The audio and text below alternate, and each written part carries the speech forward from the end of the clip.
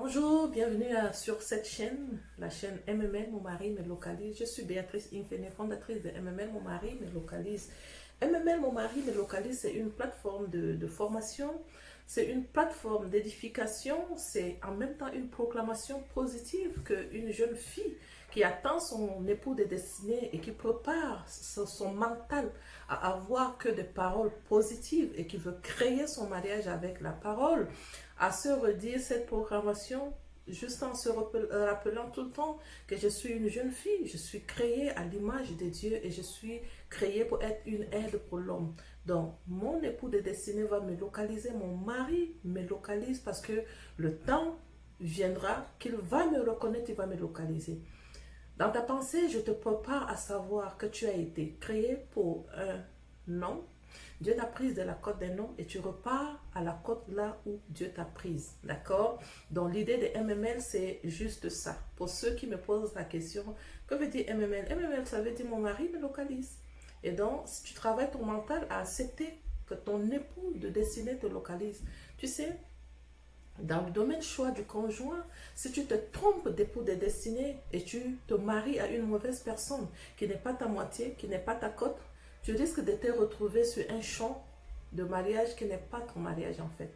Et tu risques de souffrir dans le mariage. Il faut savoir reconnaître son époux de destinée, il faut savoir avoir un mental bien déterminé, un mental pas d'une loseuse.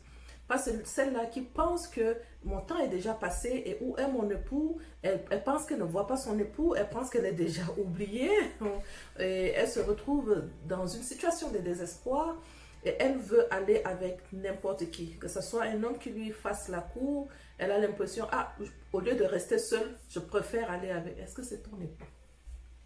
Est-ce que c'est ta moitié? Est-ce que c'est ta cote? Parce que si ce n'est pas ta moitié, tu risques de te tromper. Alors aujourd'hui, je veux plutôt vous entretenir sur la communication. Comment communiquer dans le foyer? Tu sais, nous sommes des êtres relationnels. Les relations se construisent en particulier par une communication que moi j'appelle une communication très saine. Et on ne peut pas négliger cet aspect. Ça, c'est sûr. Tu ne peux pas négliger cet aspect. Et bien communiquer dans le couple requiert une bonne analyse de la situation. Il faut que tu saches communiquer, une bonne préparation des mots et des émotions aussi. Il faut que tu saches transmettre ce que tu veux dire. Il est très important que tu ne le transmettes pas avec les émotions. Si tu transmets avec les émotions, l'autre personne ne t'écoute pas. Il ne comprend pas qu'est-ce que tu veux dire parce que, exemple, tu veux transmettre ce que tu veux dire, mais tu le transmets dans la colère. Tu le transmets avec les cris. La personne qui est en face de toi, il trouve que tu lui manques du respect.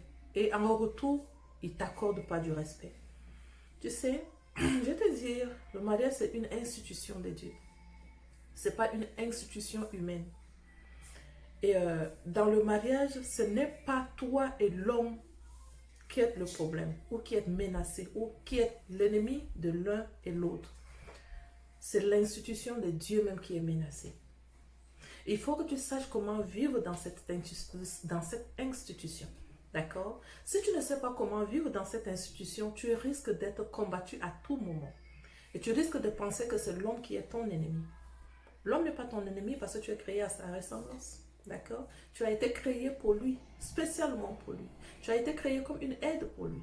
Il y a une seule personne qui ne t'a jamais aimé, que tu dois le savoir. C'est cette personne qui était avec Dieu dans le jardin d'Éden, Lucifer, et qui avait vu comment Dieu t'a créé. Tu sais quoi? Sur cette chaîne, tu vas toujours beaucoup entendre cette pensée, cette réflexion, d'accord? Parce que je te ramène dans le jardin d'Éden. Pourquoi MMMJE? Ça veut dire mon mariage, mon jardin d'Éden. Aujourd'hui, nous sommes beaucoup dans le cadre relationnel, dans le cadre de communication dans le foyer. Et ça, je me retrouve avec mon mariage, mon jardin d'Éden, au lieu d'être avec MMM, mon mari me localise. Femme qui est dans le foyer, je vais te parler. Je te ramène dans le jardin d'Éden pour que tu puisses savoir. Lorsque Dieu te créa pour l'homme, Satan qui s'appelait Lucifer, il avait vu comment Dieu t'avait façonné. Façonné avec beaucoup d'amour, façonné avec beaucoup de respect, façonné pour être dans le jardin d'Éden.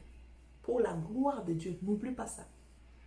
Le mariage qui est une institution de Dieu a été créé, a été fait, a été instauré pour la gloire de Dieu, ce n'est pas pour la gloire de l'homme.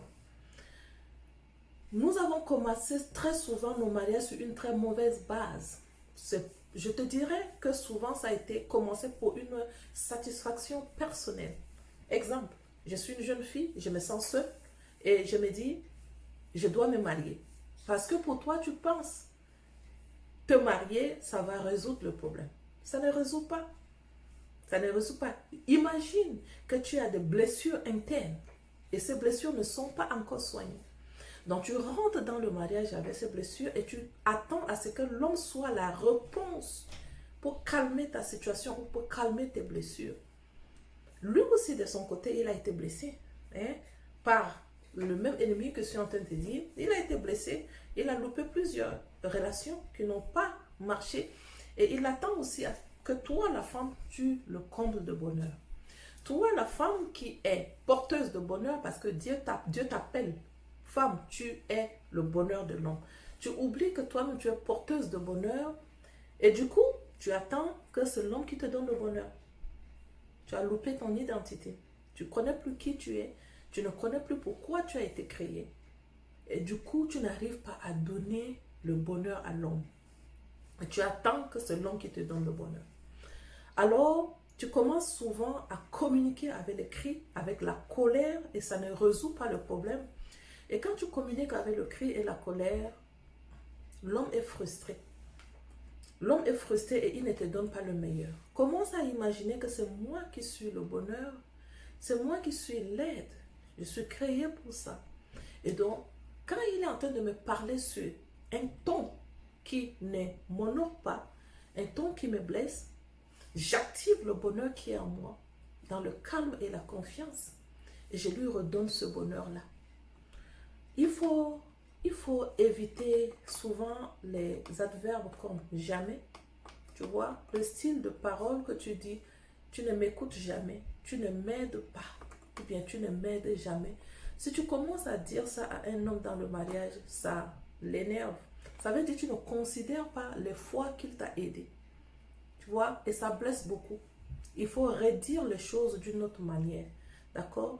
Je te conseille aussi à renoncer à la pensée magique que l'homme te comblera ou comblera tes envies naturellement. Non. Il peut deviner.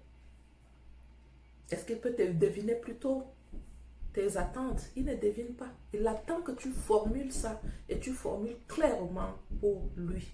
Tu formules, par exemple, tu veux qu'il t'aide. Tu dois aussi savoir que c'est toi qui as été créé comme une aide. Ce n'est pas lui qui doit t'aider. Donc, si tu veux communiquer pour demander de l'aide, il faut que tu reconnaisses très souvent ce qu'il a fait.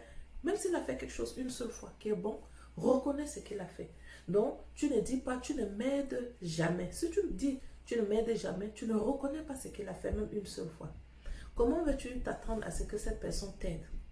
Déjà, je te conseille très souvent aux femmes de ne pas répéter à l'homme, tu ne m'aides pas. Si tu fais ça, l'ennemi va utiliser ses armes contre toi. Parce que sans ici, il a en face de lui une femme qui ne connaît pas son identité.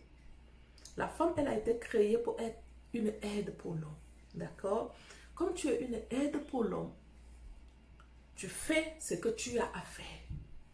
Quand tu es dépassé et que tu n'arrives pas, fais asseoir l'homme et tu lui dis, j'aimerais que tu me donnes un peu de coup de pouce parce que je me sens fatiguée. Et tel que je suis fatiguée, si ça continue comme ça, je ne pourrai pas arriver. Je dois satisfaire tes désirs, je dois aider les enfants, je dois arranger la maison. J'ai vraiment besoin de ton aide. Dis-le avec amour, avec respect, pas dans la colère. Communique avec beaucoup de respect. Tu sais quoi? Pour moi, je suis une femme chrétienne, d'accord? Et je lis la parole et la parole de Dieu me dit, la parole douce fait tomber le cœur du roi. Ton époux, c'est ton roi. Mon époux, c'est mon roi. Et quand je vais demander quelque chose à mon roi, il faut que je communique en ayant dans ma tête, ma pensée, que j'ai en face de moi un roi. Savoir communiquer avec un roi, on ne crie pas sur un roi. Dans mon pays, les rois sont respectés. Et comme je considère mon époux comme mon roi, et que la Bible me dit, une parole douce fait tomber le cœur du roi, Alors, il faut que je sache lui parler dans la douceur. Et en plus, nous, les femmes, Dieu nous a créés avec tant de douceur. Il a mis en nous beaucoup de douceur. Active ta douceur et donne la douceur à l'homme. Tu as besoin de l'aide, tu peux l'obtenir facilement. Comment obtenir de l'aide facilement? C'est en lui parlant dans la douceur. Tu as parlé aujourd'hui dans la douceur, chérie. J'ai vraiment besoin que tu me donnes un coup de pouce. Je me sens épuisée ce dernier temps-ci. Ne te fâche pas. Si tu te mets dans la colère pour lui parler, ça ne marchera pas. C'est dans la douceur que tu fais passer un message pour demander de l'aide. D'accord? Tu fais passer un message pour pouvoir demander de l'aide. Je me sens épuisée. Ne répète pas trop dans ta bouche. Je suis fatiguée. Le crier tout le temps dans ta maison. Je suis fatiguée. Là, tu appelles les fatigues à venir s'installer parce que tu leur ouvres la porte. Tu leur dis clairement, je suis fatiguée. Qu'est-ce que la fatigue entend? Tout est spirituel. Qu'est-ce que la fatigue entend? Il entend, exemple, Béatrice crie dans la maison, je suis fatiguée, je suis fatiguée, je suis fatiguée. Alors, qu'est-ce qu'il entend? Il entend le mot fatigue. Voilà une femme qui m'appelle dans sa maison. Il va venir s'installer dans ta maison parce que tu lui as donné la porte d'ouverture pour qu'il vienne dans ta maison. Donc, quand tu es trop fatigué et que tu veux parler avec ton époux pour lui dire, je suis fatiguée et tu veux communiquer avec lui sainement pour qu'il puisse comprendre ton problème, tu vas commencer par dire, j'ai besoin de repos. J'ai aussi besoin de repos. Là, le repos, c'est qu'il y a une femme qui m'invite dans sa maison. La fatigue n'entend pas ça. N'entend pas que tu as besoin de lui. C'est le repos qui entend. Tu vois, on m'invite dans cette maison. Cette femme a besoin de moi. Et elle, le repos vient. Il vient s'installer dans ta maison. Et quand le repos s'installe dans ta maison, ça te donne un boost. Il faut qu'on sache quoi demander. Et bien parler, bien communiquer. Sainement et clairement, distinctement. Et donc le repos vient. Malgré que tu fais beaucoup des activités dans ta maison, tu ne sens pas la fatigue. Tu as juste... Mais tu as dit que tu le fais, mais tu ne sens pas beaucoup de fatigue. Tu n'as même plus envie de dire à ton époux, viens-moi en aide, viens-moi en aide. Parce que tu commences à ressentir moins. C'est psychologique aussi, la fatigue, d'accord? C'est très psychologique. Le fait que tu appelles la fatigue, ton cerveau, ton mental enregistre ce mot-là et ça l'envoie à tout ton corps. C'est une adrénaline que tu envoies à ton corps. Ton corps sera fatigué. Oh, si tu dis j'ai besoin de repos, ça va s'installer. Communication saine encore. Lorsque tu veux communiquer, il faut vraiment que tu cherches un lieu. Il faut chercher à connaître ton époux. Qu'est-ce qu'il aime? Qu'est-ce qu'il veut? Exemple, tu veux lui parler et tu sais, quand il est devant la télé, ce n'est pas une bonne place pour lui parler. Lorsque tu viens pour lui parler devant la télé, il n'aime pas. D'accord? Ça, tu connais ton époux et tu cherches une place pour pouvoir communiquer. D'accord? Tu peux, par exemple, si c'est quelqu'un qui aime marcher, le soir, comme ça, s'il veut aller marcher, tu vois qu'il s'habille pour aller marcher, tu lui dis, chérie, est-ce que je peux venir marcher un peu avec toi? Te tenir compagnie. Toi, tu sais dans ton cœur que tu as quelque chose à lui dire. Mais tu ne lui dis pas, je veux venir parce que je veux qu'on cause. Non, tu ne fais pas ça. Chérie, est-ce que je peux venir faire la marche avec toi? C'est d'huile. Parce que là, il a reçu une parole douce. Mais toi, tu sais que tu veux parler avec lui. Oui, pourquoi pas? Viens. Et puis vous partez. Tu profites en marchant pour pouvoir glisser, pour pouvoir communiquer. Tu sais, depuis combien de jours je vois que l'argent sort beaucoup de nos comptes bancaires. Et je suis inquiète en fait. Je suis inquiète et je me dis, on n'a pas encore payé le loyer et l'argent sort beaucoup. Qu'en penses-tu? Il faut toujours laisser une porte d'ouverture, parler sans accuser. D'accord? Ne parle pas avec accusation. Et tu lui dis, qu'en penses-tu? Là, tu lui donnes la chance de s'expliquer. Au lieu de lui dire, je vois que tu enlèves l'argent dans le compte, tu enlèves l'argent dans le compte. Je ne comprends pas ce que tu fais avec l'argent. Là, tu le blesses. Il ne va pas aimer. Ce n'est pas une communication saine. Il faut savoir laisser la porte d'ouverture à ton époux pour qu'il puisse t'expliquer pourquoi l'argent sort dans le compte bancaire. Ça, c'est un exemple. D'accord? Exemple encore. Tu vois qu'il ne fait pas les devoirs avec les enfants. Et c'est toi qui fais très souvent les devoirs avec les enfants. Et tu aimerais en discuter avec lui. Si tu viens, tu commences à lui dire, Tu ne fais jamais les devoirs avec les enfants, c'est moi qui fais tout dans cette maison. Ah ah, tu vas le blesser. Ça ne se dit pas. Tu veux qu'il fasse le devoir avec les enfants? Tu vas toujours chercher une stratégie parce que tu le connais. Tu sais, si tu lui parles devant la télé, il n'aime pas. S'il est à la cuisine sur la table à manger, d'accord? Très souvent, nos tables à manger, pour nous qui vivons en Europe, nos tables à manger sont à côté de la cuisine. Il y en a d'autres qui sont au salon, mais un peu tout petit peu reculé à côté de la cuisine. Donc, tu es en train de faire à manger et lui aussi, tu as déposé sa nourriture et puis vous êtes venus, vous avez mangé tout ensemble. Ne commence pas à lui parler sur la table lorsque vous êtes en train de prendre le dîner ou bien le petit déjeuner, quoi que ce soit. Il ne faut pas lui parler. Si tu sais que c'est un homme, il faut vraiment connaître ton époux. Si tu sais que c'est un homme qui n'aime pas quand tu lui parles lorsque vous êtes à table, tu ne dis rien. Mais si tu sais que c'est un homme qui aime quand vous êtes à table et que vous discutez maintenant, tu lui dis, tu sais, je remarque les notes des enfants à l'école ne sont pas très bonnes. Et je perds beaucoup de temps pour pouvoir leur donner un coup de main. C'est la dynastie, c'est notre famille, c'est ton nom, c'est tes enfants. Et donne-moi un coup de main pour aider les enfants à réussir à l'école. Je te serai très reconnaissante et les enfants te seront très reconnaissants. Ça va toucher son cœur. Que de lui dire, tu ne m'aides pas, tu ne fais pas les devoirs avec les enfants, c'est moi qui fais toujours les devoirs dans cette maison. Tu ne m'aides jamais avec les devoirs, je suis fatiguée à la fin. Ça ne résout pas. Reconnais même le peu de choses qu'il fait. Même si c'est petit, même s'il a fait, ça fait 5 ans. J'ai l'habitude de dire aux femmes, même si ça fait 5 ans qu'il ne t'a pas aidé, et qu'il t'a aidé il y a de cela 5 ans, dis-lui que, exemple, nous sommes en 2020, je me rappelle en 2015, telle chose que tu avais fait, oh, ça m'avait tellement touché. Je n'oublierai jamais ce que tu avais fait. C'était tellement beau. Ça m'a requinqué, ça m'a donné beaucoup d'amour. J'aimerais que tu refasses ce genre de choses. Je t'encourage à le faire parce que je t'aime. D'accord? Ça va changer l'atmosphère dans la maison. Le jardin d'Éden a besoin de paix. Le jardin d'Éden, c'est une place où règne la gloire de Dieu. Le règne de Dieu ne vient pas dans le désordre. Dieu ne règne pas dans les cris. Le règne de Dieu n'est pas dans la maison là où il y a la colère. Il aime la paix. Femme, c'est à toi d'amener la paix dans ta maison. Utilise les stratégies. Utilise la douceur que Dieu a déposée en toi. C'est-à-dire, il a déposé tellement de douceur en toi. Je vais te redire tout le temps. Quand je viendrai pour faire les vidéos, je t'expliquerai tout le temps. Les choses que le Seigneur a déposées en toi. C'est extraordinaire. Ce qu'il a déposé en toi, c'est vraiment extraordinaire. D'accord? Donc, la douceur, tu en as en abondance. Pourquoi tu en as en abondance? Parce que c'est comme ça que Dieu a voulu que ça soit. Il t'a donné parce qu'il sait que ce n'est pas facile avec l'homme. Il sait comment il a créé l'homme. Il a créé la tête avec beaucoup d'autorité. Et son autorité, parfois, ça blesse. Et il faut qu'il te donne assez d'amour pour que tu puisses supporter. Cet amour, tu l'as aussi en abondance. Parce qu'il a soufflé dans tes narines. Il a déposé ton amour en toi.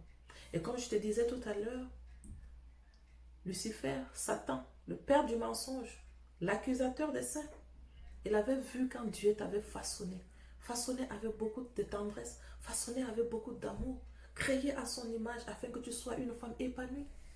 Bienvenue dans le groupe des femmes épanouies, des femmes sages, des femmes qui vivent heureuses dans le jardin d'Éden. D'accord? Je reviendrai avec d'autres vidéos. Je t'annonce en même temps que la formation Mon mariage, mon jardin d'Éden est chaque fois programmée au début du mois. D'accord? Chaque premier mois, je prends un tel nombre de femmes, premier du mois jusqu'au 31 du mois. Un mois plein de formations. Quand tu sors de cette formation, tu n'es plus pareil. C'est-à-dire que je reformule ta pensée pour que tu penses comme Dieu. Je t'expliquerai très souvent sur cette chaîne que j'ai été une épouse qui est rentrée dans le mariage avec une petite connaissance du mariage. J'ai amené toutes mes blessures dans le mariage. J'ai failli ne pas réussir mon mariage à cause de mon ignorance. Je me suis laissée enseigner par l'Esprit de Dieu. Je pris beaucoup d'enseignements de l'Esprit de Dieu. Je me suis laissée transformer et j'ai vu le cri des cœurs des femmes et je me suis mise, activer la sagesse, la connaissance que le Seigneur a mis en moi. Je me suis formée assez. Je suis repartie à l'école du Saint-Esprit, à l'école du mariage, m'enseigner pour pouvoir équiper les femmes à vivre heureuses dans le jardin d'Éden, à avoir le langage saint dans le jardin d'Éden. Donc, je forme les femmes, je suis à plus de 600 femmes. Je pense qu'actuellement, ils sont déjà à plus de 800 qui ont été formées, sorties du MML, mon mariage, mon jardin d'Éden, et du MML, mon mari me localise. D'accord? Donc, n'hésite pas, envoie-moi un message. Je vais laisser mon numéro en bas de cette vidéo. Ça te permet de me contacter pour que je puisse te donner encore plus de conseils. Je veux te voir heureuse. Dieu a créé cette institution avec beaucoup d'amour. Je t'assure, les pleurs que je pleurais bêtement, je me dis vraiment bêtement dans le mariage, n'avaient pas lieu d'être. Parce que c'est vraiment un jardin d'Éden. C'est vraiment un jardin d'Éden. Là où coule l'eau de vie, là où coule la douceur, l'amour, la joie, le partage du cœur de Dieu et le partage de la sexualité. Je viendrai très souvent te parler aussi de la sexualité et tu verras comment c'est très bon.